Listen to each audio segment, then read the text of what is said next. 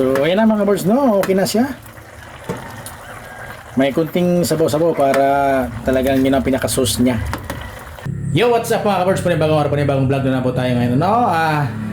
So since 2 weeks na tayong walang video, magluluto tayo ngayon mga kabirds ng adobo sa gata na kiampaw mga kabirds. So kiampaw na kung anong tawag doon sa inyo. Basta sa amin dito, kiampaw. So kasama ko ngayon dito si YP. Right, so mayroon siyang daladalang anong tawag dyan? Magisabor. Magisabor daw, pampalasa. So mga kabirds, basic lang itong lulutuin natin ngayon. Napakasimple na itong mga Ricardo. So ito na ngayon. Huwag natin patagalin pa. Let's go. Ito yung ating Ricardo, no? Gata, malunggay, at ito yung ating tanglad mga kabirds, no? Tanglad, bawang, luya, at sal, yung siling pula, at yung anong tawag dyan, sibuyas mga kabirds. May ano ka pala, yung pamintang buo. So ito yung ating lulutuin ngayon, no? Yung kiampaw. Kung anong tawag to sa inyo mga kabirds, dito sa amin kasi kiampaw yan, iba tayo pagi. So kiampaw, adobo sa gata ngayon mga kabirds yung ating lulutuin, no? So ito na siya. So mga kabirds, no, dirty kitchen pa rin tayo. Lagayin muna natin mga kabirds. Pakuluan muna natin para talagang mawala yung langsa niya. So yan na sa mga kabirds, no, ang kumukulo na. Alisin muna natin. Hanguin muna natin mga kabirds, tapos tapon natin yung sabaw bago natin siya gisahin. Right, so kailangan mo natin tapon yung kanyang sabaw dahil hindi yung langsa niya eh.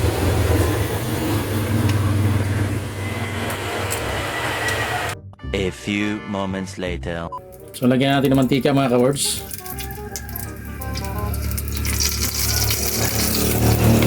Yung kawali, gisahin na natin siya mga kabirds dahil ito na siya, yung naahonan natin siya. Alright, so lagay na natin yung ating mga Ricardo, ang bawang,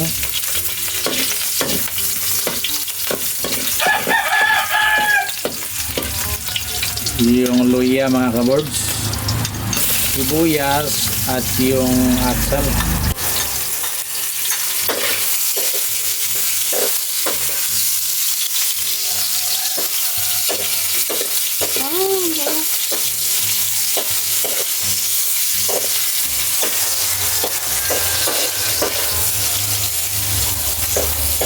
Pula-pulahin natin para talagang mabango siya. Kaya yung tamang sekreto niyan mga kabirds kapag nagluto ka. Pula-pulahin mo kunti yung mga Ricardo para talagang malasa. So, lagay na natin yung ating kiampaw.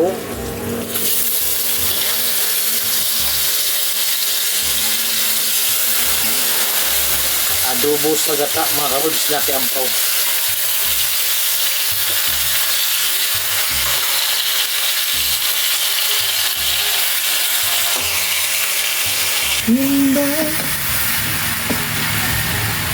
Right, so dahan-dahan lang ating paghalo, no, dahil talagang napakuluan na siya. Medyo malambot na yung kanyang laman. Lagay na natin yung ating gata.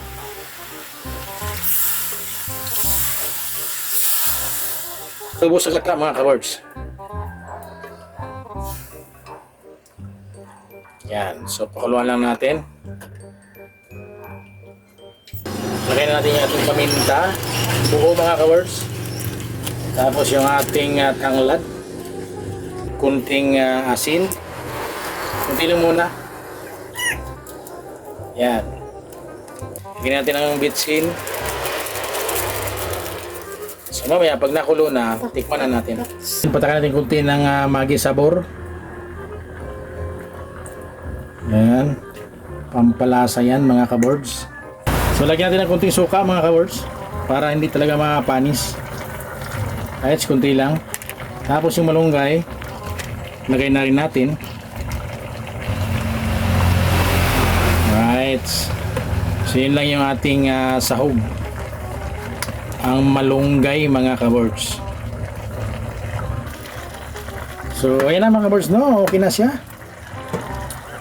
May kunting sabaw-sabaw para talagang yun ang pinaka-sauce niya. Masarap kasi pag kumain ng may sabaw-sabaw kunti. Right. So ito na mga kabords, no? Yung ating menu ngayong araw. Right.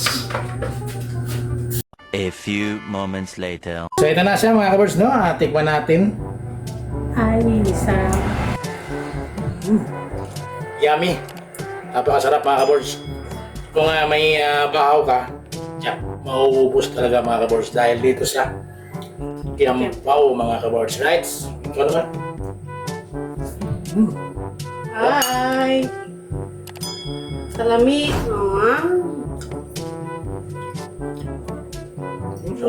Limnam-nam talaga siya mga kabords.